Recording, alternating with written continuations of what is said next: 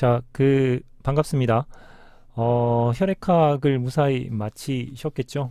이제 근골격계학 들어오셨을 텐데, 또 이제 공부 열심히 해 보도록 하겠습니다. 오늘도 마이크로 스튜디오를 이용해서 촬영을 할 거고, 약간 이제 속도를 조금 빨리 해도 크게 이제 듣는데, 문제가 없다라는 걸 이제 알게 돼서, 빠르게 이제 한번 해보려고 하는데, 습관이 이제 그렇게 들지는 않아가지고 어떻게 될지는 잘 모르겠습니다. 자, 오늘 할 내용은 이제 NSAID, Non-Steroidal Anti-Inflammatory Drug에 대한 내용들을 하기로 하겠습니다. 학습 성과를 간단히 이제 말씀드리면, NSAID의 이제 작용 기전을 설명을 할 수 있으면 좋겠고요. 그 다음에 각 작용 기전별로 중요하게 쓰이는 또 사용되는 특징들에 대한 약들만 소개를 하려고 합니다. 그래서 그런 것들을 좀 대표적으로 이해를 하시면 좋겠고, 그리고 임상, 특히 지금 근골격계 학이어서 엔세이드 약물들을 이제 많이 사용하게 될 텐데요. 거기에 대한 부작용 같은 것들을 설명할 수 있으면 좋을 것 같습니다.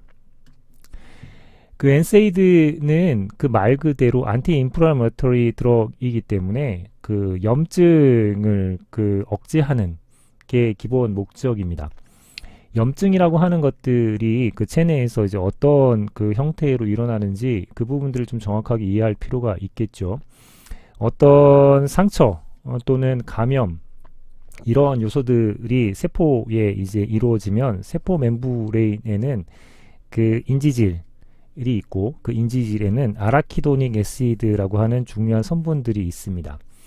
세포가 이러한 손상들을 받게 되면 이 아라키도닉 애시드를 이용해서 두 가지 경로를 겪게 됩니다. 하나는 사이클로옥시게네이즈라고 하는 콕스 경로를 거쳐서 프로스타글란딘 또는 트럼복산 또는 프로스타사이클린 이런 것들을 만들어내는 경로가 있고요. 또 하나는 아라키노닉 애시드의 리폭시게네이즈, 럭스라고 하는 경로를 거쳐서 유코트리엔 같은 것들을 만들어내는 경로들이 있습니다. 세포가 상처를 입으면 그것들을 이제 극복해 내려고 하는 모습 중에 하나가 세포 안쪽으로 여러 가지 면역과 관련된 성분들이 들어오게 하는 일들을 벌이게 됩니다.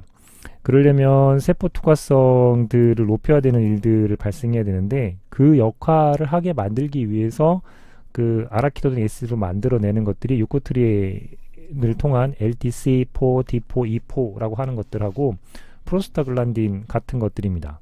그런 것들이 만들어지면 세포 투과성이 증가를 하게 되고요. 동시에 이쪽에 상처 또는 감염된 세균들하고 면역 반응들이 이제 격렬하게 일어나게 되면서 충혈들이 일어나게 되고 염증 반응들이 일어나게 되고 열 같은 것들 그리고 통증 이런 것들이 발생하는 일들이 벌어지게 됩니다. 그래서 콕스 경로에서 프로스타사이클린이 일어나는 일들이 있고요. 그 다음에 트럼복산 같은 것들이 일어나는 인플라메이션 반응들이 있죠. 그 다음에 유코트리엔을 통해 가지고 유코트리엔 물질들이 글란딘하고 같은 형태, 그 다음에 인플라메이션 형태 같은 것들을 동시에 일으키게 됩니다. 자, 이런 작용들이 일어났을 때 예전에는 코티코스테로이드를 썼었습니다. 이유는 이 위쪽에 있는 단계들을 전부 다를 억제를 함으로 해서 이 밑에 있는 염증하고 관계되어 있는 일들이 완벽하게 차단됨으로 해서 스테로이드 호르몬이 항염증제로 굉장히 인기를 끌었던 적이 있습니다. 하지만 보시다시피 중요하게 우리 몸에 필요한 생리적으로 일어나야 될 부분들까지도 억제하는 기전들을 발동시키기 때문에 장기간 사용하면 우리 몸에 여러 가지 부작용 같은 것들이 일어날 수밖에 없게 됩니다.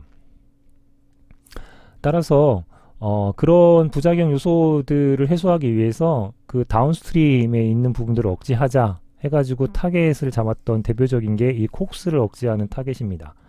이제 그때 나온 것들이 엔세이드 약물이죠. 그래서 이 엔세이드 약물은 항염증 작용을 하고 있기 때문에 스테로이드처럼 부작용이 심하다라고 하는 오해들이 살 수 있어서 이름에 넌 스테로이드, 저는 스테로이드가 아닌데 안티 인플라메토리, 항염 작용하는 약입니다 라고 해서 엔세이드의 이름의 유래가 됐다고 보시면 되죠. 그러면 이 엔세이드들이 다른 것들하고 좀 다르게 사용되는 부분들을 보게 되면 뭐 말 그대로 그 진통의 효과가 있고요. 그 다음에 해열 뭐 이런 효과들을 갖고 있죠. 항염 작용들은 뭐 약물 특성상 당연한 거고요. 왜냐하면 그 염증이나 통증에 대한 치료에도 이제 효과를 나타내게 됩니다. 이제 문제는 그 염증 치료 측면에 있어서 코티코스테로이드보다는 약하지만 안정성 측면에서는 좀 유용한 측면이 있고요. 통증 측면에서도 그 나코틱 진통 또는 그 마약성 진통제보다는 약하지만 탐닉에 대한 부분이라든가 뭐 또 안정성에 대한 부분들 때문에 사용되는 측면들이 있게 됩니다. 따라서 그 각각의 최고 효능에서는 이 녀석들이 더 우수하지만 경한 통증의 안정성을 좀 담보한 상태에서 사용을 하기에는 엔세이드가 유용한 측면들이 있습니다. 엔세이드는 대사가 되면 약한 유기산 형태를 띠는 형태로 대사가 보통 되고요. 그래서 흡수가 굉장히 잘 됩니다. 그리고 그 음식물하고 섭취를 하더라도 흡수에 이제 영향을 주지 않고요. 그리고 주로 이제 간에서 대사되는 특징을 갖고 있는 약물군입니다. 엔세이드가 하는 역할의 대표적인 것들을 말씀을 드리면 그 사이클 옥시게네이즈가 프로스타글란딘을 만드는 데 중요한 역할을 한다고 했죠. 액티브하는 콕스라고 보시면 됩니다. 그 예전에는 그 살리실레이트 같은 것들이 콕스 이니비터로 작용을 했지만 그 이리테이션 같은 것들이 심해서 외용제로 사용하다가 그 내용제로 쓰기 위해서 아세틸 살리실릭 애시드 형태로 만든 폼이 아스피린입니다. 거의 뭐 약품 중에 굉장히 가장 오래된 그 약 중에 하나이죠. 이 아세틸 그 살리실레이트 아스피린이 들어오게 되면 이 콕스랑 반응을 해서 콕스를 인액티브한 사이클 옥시게네이즈 폼으로 만들어 버리면서 살리실레이트로 대사되는 형태가 됩니다. 이 아스피린이 콕스하고 반응을 해서 이게 한번 인액티베이션 되면 얘는 그 다시 재사용이 불가능하게 됩니다. 다른 말로 하게 되면 비가역적으로 억제를 하게 되죠. 아스피린 외에 다른 엔세이드 같은 경우에는 엔세이드가 존재하는 동안에만 얘를 그 억제를 하고 있다가 이 녀석이 없어지면 다시 이 녀석을 사용 가능하게 되는 특징들이 있습니다. 그래서 이것을 그 가역적인 억제 반응이라고 하고요. 이런 것들을 이제 비가역적인 억제 반응이라는 표현을 쓰게 됩니다. 다시 한번 그 말씀을 드리면 사이클로 옥시게네이즈를 억제하는 기전을 갖고 있다 엔세이드는. 그래서 염증 반응에 대한 증상들을 억제할 수 있다. 그리고 리폭시게네이즈 경로는 억제하지 못하죠. 아까 두 가지 경로의 그 염증 반응에 작용하는 것들을 첫 슬라이드 설명을 드렸었는데, 그래서 류코사이트에 일어나는 인필트레이션을 억제하지 못하는 상황들을 발생하게 됩니다. 모든 염증 반응들을 억제한다는 건 아니라는 거죠. 그 다음에 콕스, 사이클 옥시게네이즈를 억제할 때 아스피린은 그 비가역적으로 억제를 하게 됩니다. 한번 사이클 옥시게네이즈를 망가뜨리고 나면 그 새롭게 사이클 옥시게네이즈를 만들어내지 않고서는 사이클 옥시게네이즈 작동을 못하게 됩니다. 그래서 긴 시간 작용하는 특징들을 갖게 되고요. 아스피린을 제외한 엔세이드 같은 경우에는 가역적으로 억제를 합니다.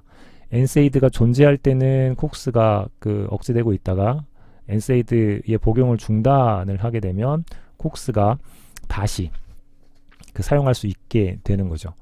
콕스에는 두 가지 형태의 효소가 있습니다. 콕스1이라고 하는 효소와 콕스2라고 하는 효소가 있죠.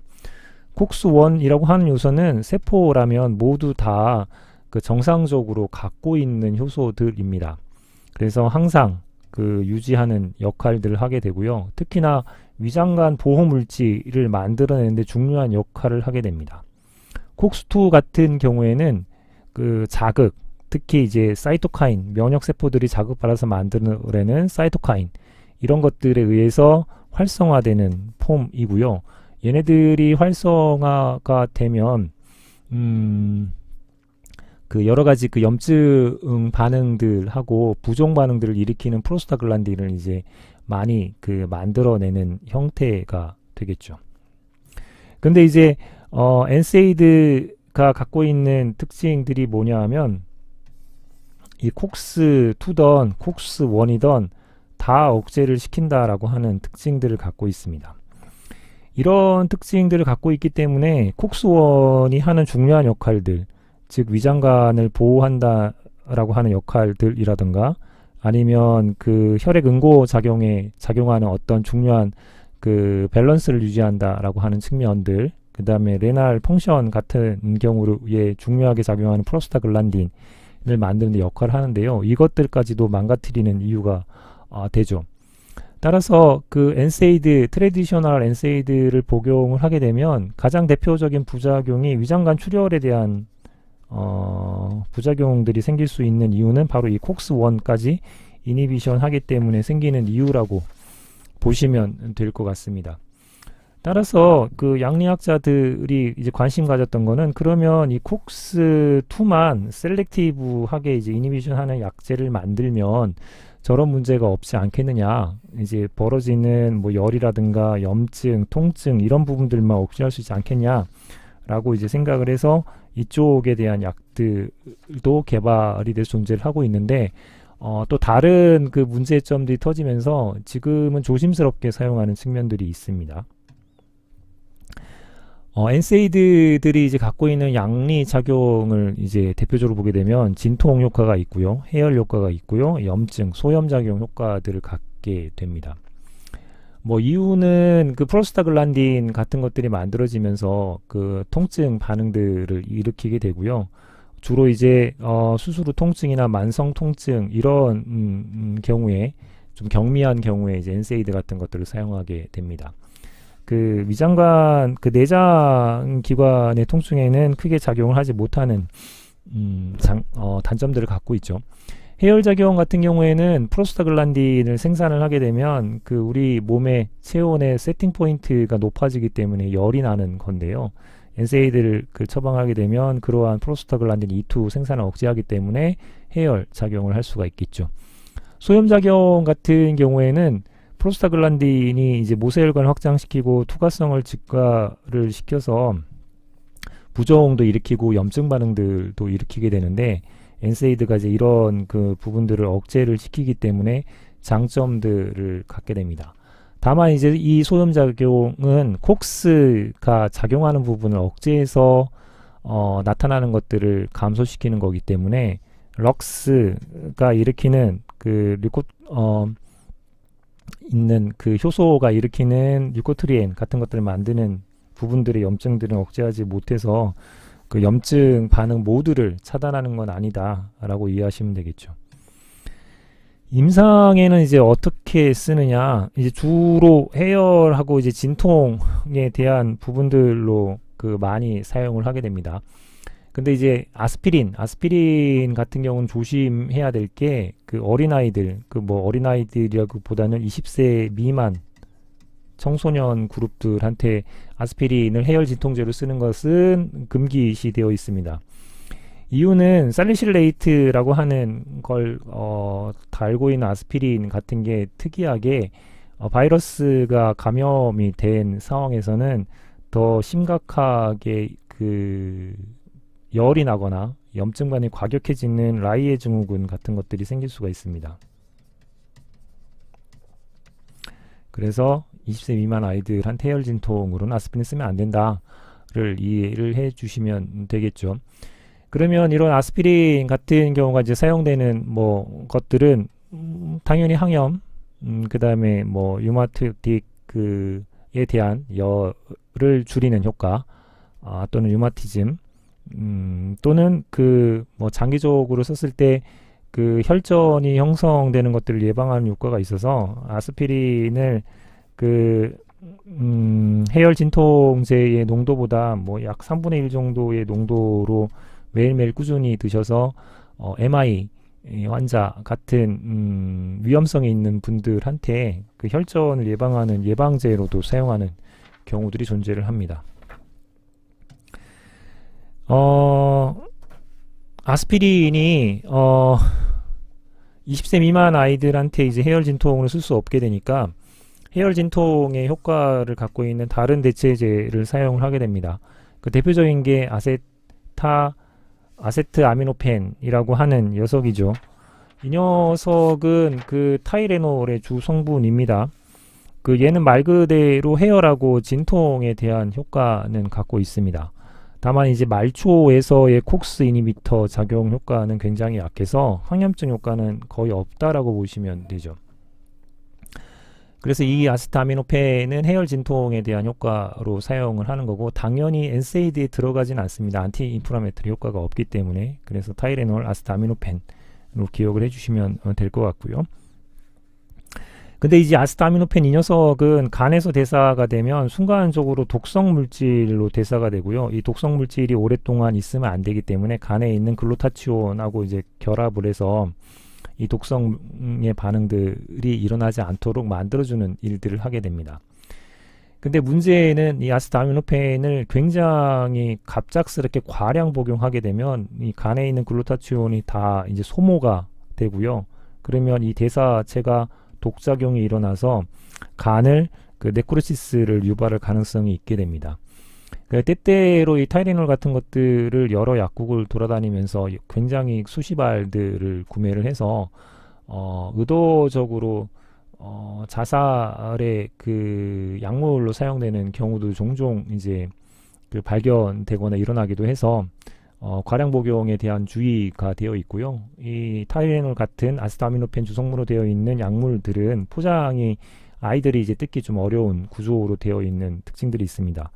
이것에 의해서 그 간 독성 유발돼서 뭐 코마 같은 경우들이 일어났을 때 그 병원에 이제 그 가게 되면 해독제의 형태로 존재하는 것들이 있기 때문에 뭐 어떤 약들 때문인지 좀 파악하면 장점이 되기도 하죠.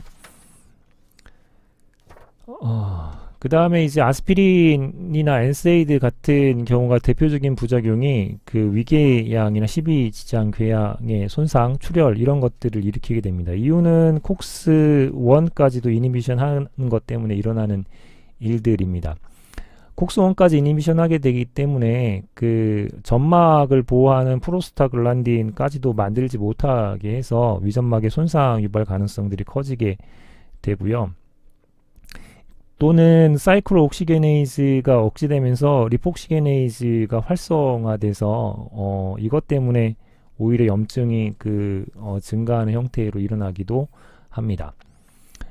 두 번째 부작용은 그 혈소판에서 프로스타글란딘에 해당하는 트럼복산 이 녀석들이 적절히 나오고 있어야지 혈액 응고, 혈소판 응고 작용들이 벌어지게 되는데, 이것도 이제 못 만들게 하게 되면 혈소판 응집이 억제됩니다. 따라서 출혈이 벌어질 수 있게 되죠. 고로 수술을 앞둔 분들한테 아스피린 또는 엔세이드를 복용하시나요? 라고 묻고 7일 전에 복용 중단을 할 필요가 있게 됩니다. 이유는 그 아스피린이 콕스를 비가역적으로 억제를 했기 때문에 혈소판에 있는 콕스가 정상적으로 살아있는 이 혈소판을 만들어야지 이 콕스가 그 작용을 하게 됩니다. 근데 이런 혈소판이 새로 만들어지는데 적어도 4일 정도의 시간들이 필요하기 때문에 수술 전 7일 정도 전에 그 아스피린 복용 중단을 하게 되죠. 아스피린 이외의 엔세이드 같은 경우에는 굳이 뭐 이 정도까지 복용 중단을 둘 필요는 없긴 하지만 엔세이드를 그냥 일반적으로 대하기 위해서 이런 선택들을 주로 많이 하는 것 같습니다.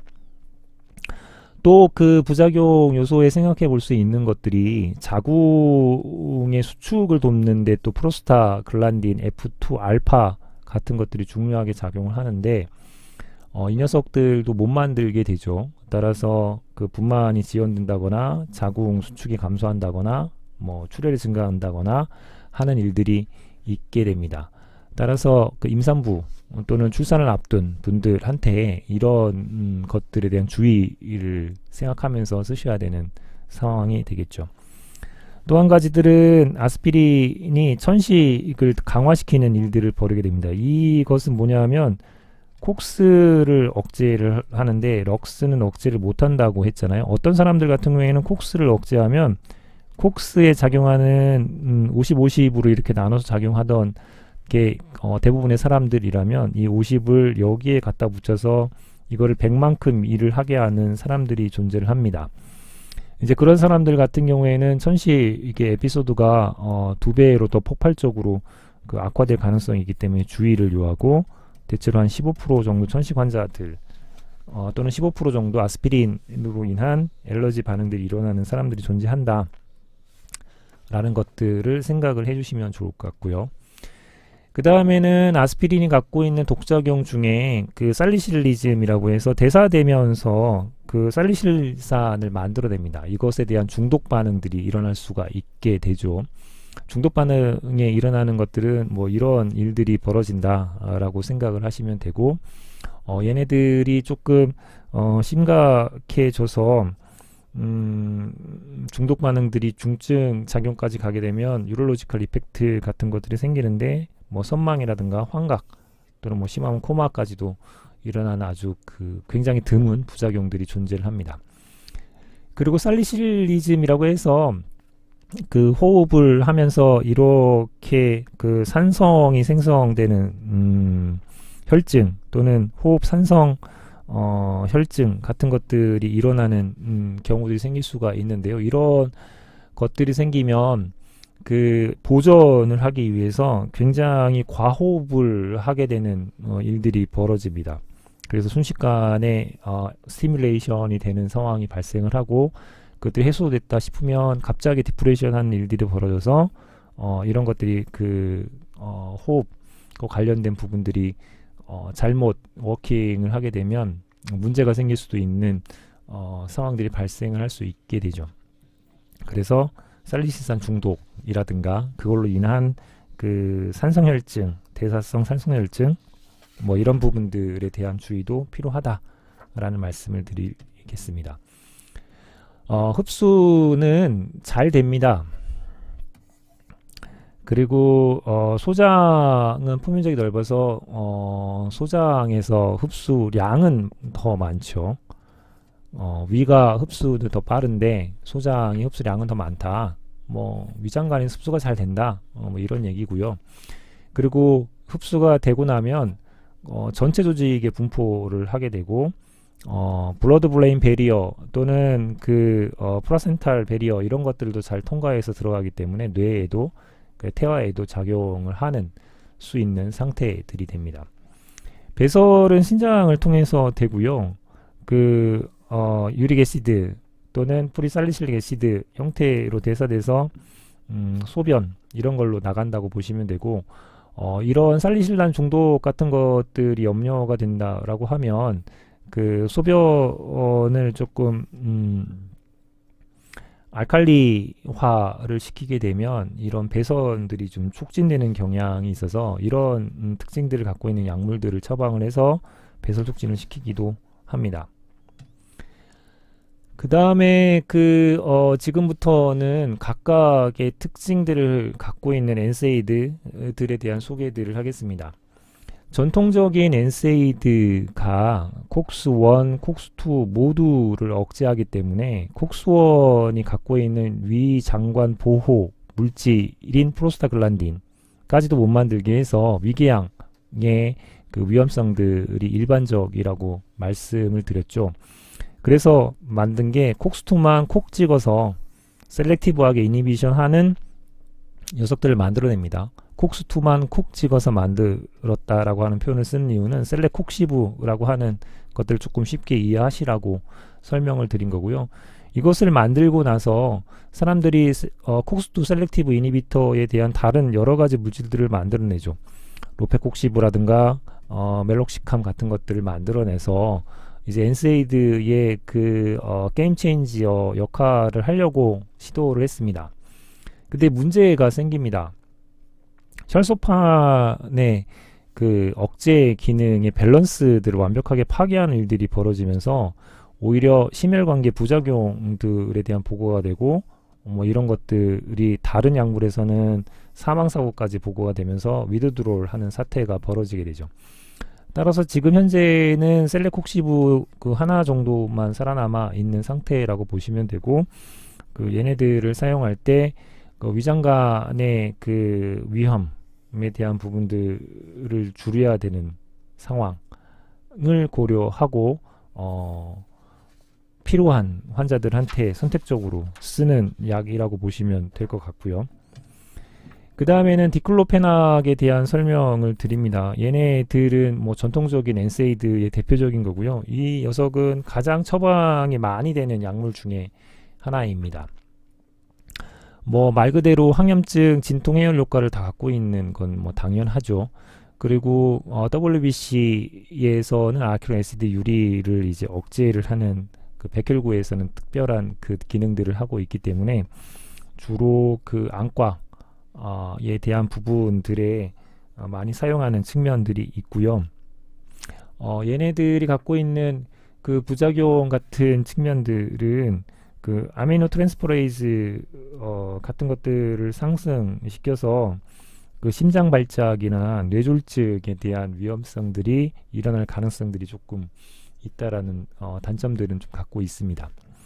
임상에서는 주로 구강세척제나 근육주사제 또는 뭐 사시, 안과 영역들에 좀 많이 사용을 하고 있고, 통풍이라든가 통증 또는 염증 치료에 일부 이제 사용되는 형태입니다. 이런 것들에 이제 쓰는 것들이 빈도가 워낙 많기 때문에 사용량들이 많은 엔세이드의 대표적인 녀석이라고 보시면 될 것 같습니다. 프로피오닉 애시드 유도체에 대한 부분들은 아스피린하고 약물 뭐 반응 부작용 대부분 다 유사한데 상대적으로 조금 안전하게 쓸 수 있는 그 장점들을 갖고 있어서 사용하는 약이라고 보시면 되고요. 대표적으로 이부브로펜 같은 경우들이 그런 용도로 많이 쓰고, 아스피린 대체에 대한 해열 진통에 대한 용도로도 사용되기도 합니다. 그 저혈량을 투여할 때 진통 효과가 나타내고요. 항염 효과는 이제 거의 없는 특징들을 나타내고 있어서 앞쪽에서 아스피린 때문에 라이의 증후군 위험성이 있으니 20세 미만 아이들한테 아스피린을 투여하는 것은 문제가 될 수 있다. 따라서 아세트아미노펜을 투여해야 된다. 그거 대신 쓸 수 있는 엔세이드류의 약물들 중에 대표적인 게 이부브로펜이라고 보시면 될 수 있습니다. 그것 외에 뭐 나프록센이나 케토프로펜 뭐 이런 것들이 존재를 하고요. 이 프로피오닉 애시드 유도체는 주로 임상에는 강직성 척수염 등에 이제 주로 사용하는 형태가 됩니다. 그 다음에 그 나부메톤이라고 하는 녀석은 그 엔세이드, 트레이드에서 엔세이드들이 다 대부분 약한 유기산을 대사체로 형성한다라고 말씀을 드렸죠. 그래서 이 산증에 대한 부작용들이 생길 수가 있는데, 이 녀석만 거의 유일하게 약한 유기산 대사체를 만들어내지 않는 녀석입니다. 나부메톤이라고 하는 녀석이요. 그래서 이 나부메톤이 이런 특징들을 갖고 있어서 다른 엔세이드에 비해서 생기는 그 두 가지 대표적인 부작용들이 상대적으로 좀 약합니다. 하나의 부작용은 위장간 출혈에 대한 부작용, 그 다음에 혈소판의 응고작용에 대한 부작용들을 일으키는 이 부분들이 약간 약해서 주로 청소년들의 유마티스 관절염 같은 경우에 청소년의 유마티스 관절염에 주로 이제 많이 처방하는 약들이 됩니다. 이런 부작용이 조금 낮다라고 하는 측면들이 작용을 하게 되죠. 그리고 실제로 나부메톤을 콕스1하고 콕스2 이니비션을 비교를 해보게 되면 실제로 콕스2 셀렉티브는 아니지만 콕스2에 조금 더 이니비션을 더 잘하는 특징들을 갖고 있는 엔세이드 약물 중에 하나입니다. 그 다음에는 인도메타신이라고 해서 이 녀석은 가장 하일리 프로텐스 약의 콕스를 세게 억제하는 녀석이고요. 스테로이드에 버금갈 정도로 그 윗단계에 있는 포스포라이페이즈 A, C도 억제를 하는 특징들을 갖고 있습니다. 강한 놈이라는 얘기죠. 그래서 너무 강하기 때문에 스테로이드에 버금가는 부작용들이 발생을 하게 됩니다. 류코사이트의 이동이라든가 T셀, B셀의 프로리포레이션 모두를 이제 억제를 해서 상대적으로 부작용 강도가 굉장히 높게 됩니다. 그래서 부작용들이 너무 높아서 그 뭐 유트로페니아라든가 트럼보사이토페니아 뭐 이런 부분들이 부작용들이 발생을 하고요. 그래서 해열 진통제로는 거의 사용되지 않고 있습니다. 대신 이 녀석들은 약효가 세다라고 하는 측면들이 있어서 강직성 척추염이라든가 또는 그 뭐 여러 가지 근골격계 질환에 나타나는 부분들에 사용을 한다 라고 이해를 해주시면 될 것 같습니다.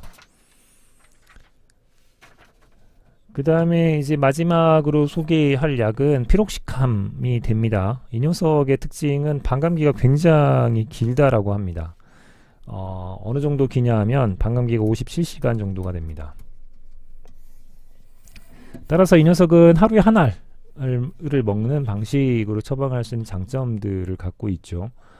대신 부작용이 상대적으로 그 심해질 수가 있다는 단점도 있습니다. 위장관계에서 다른 엔세이드에 비해서 9.5배 정도의 부작용을 갖고 있다라고 하는 특징들이 있습니다. 임상에서는 뭐 마찬가지로 류마토이드 관절염, 류마티즘 뭐 이런 것들에 주로 또는 골관절염 같은 경우에 이제 사용하는 녀석이라고 보시면 될 것 같아요. 자, 이상으로 큰 상태의 카테고리로 말씀을 드렸습니다.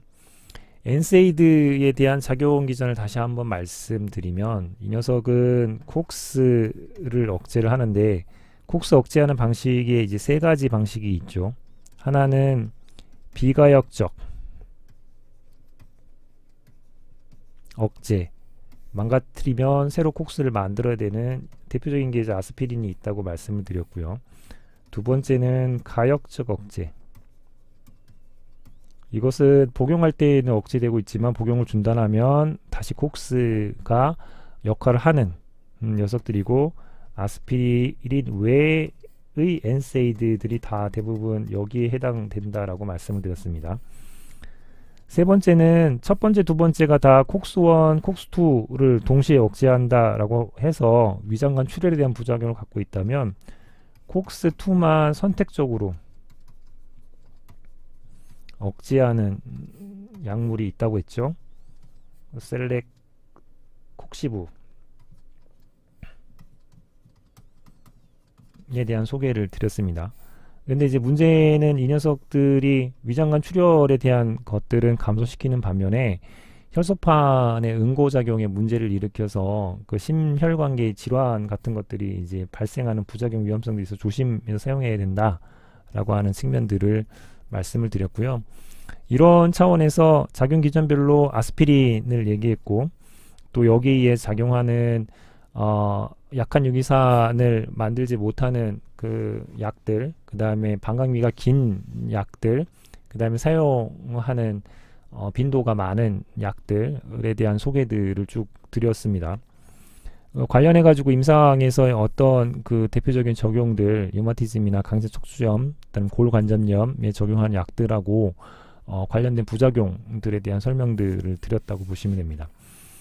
약물은 그럼 도대체 어떻게 선택을 해야 되냐 말이냐라고 했을 때 이거는 그 의사들의 경험 그리고 그 약가 그 다음에 각각의 환자들이 겪을 수 있는 부작용 이런 것들을 모두 고려를 해서 선택을 할 수밖에 없고요. 그 모든 환자한테 그 굉장히 알맞은 엔세이드들은 없다라고 보시면 됩니다. 따라서 엔세이드들마다 각각의 장점들이 존재하기 때문에 그런 것들을 적절히 파악을 해서 케이스 바이 케이스로 그 의사의 연륜과 경험 이런 것들이 더해져서 선택을 하시는 게 필요하다고 생각이 듭니다. 네, 이상으로 엔세이드들에 대한 강의를 간단히 마쳤고요. 뭐 또 다른 공부를 또 열심히 하시면 좋겠고, 만약에 질문 사항들이 있으면 뭐 제 이메일로 언제든 연락을 주시면 답변을 드리도록 하겠습니다. 또는 LMS의 Q&A 란에 올려주셔도 됩니다. 이상으로 마치겠습니다. 고생하셨습니다.